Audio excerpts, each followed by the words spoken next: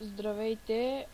Правя един бърз клип, само да ви покажа този сървър. Това е Snoopcraft. Той е като EvilCraft и като VillagerCraft. Също само ако сте от whitelist ще може да влизате, да играете. Ето, както виждате, съм го направил, мисля, че за 15 човека. Само 15 човека могат да влизат.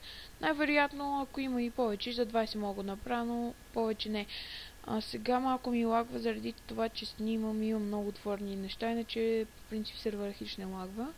Ако искате да се запишете, пишете отдолу в коментара годините ви, пишете от колко време играете Майнкрафт, пишете как се пишете в Майнкрафт и защо искате да играете в сървъра, да кажем.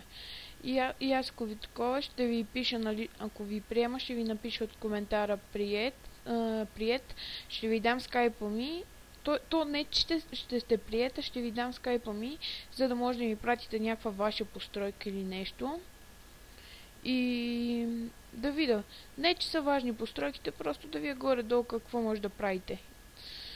И да не може да строите, все пак то това трябва да ти се отдава. Както виждате, аз първо започвам и аз още нищо почти не съм направил. Ето, сървър не има бъки, така се каже, има си всичко, но просто не искам да има много хора, защото има много грейфове, има много разправи и искам свестни хора само.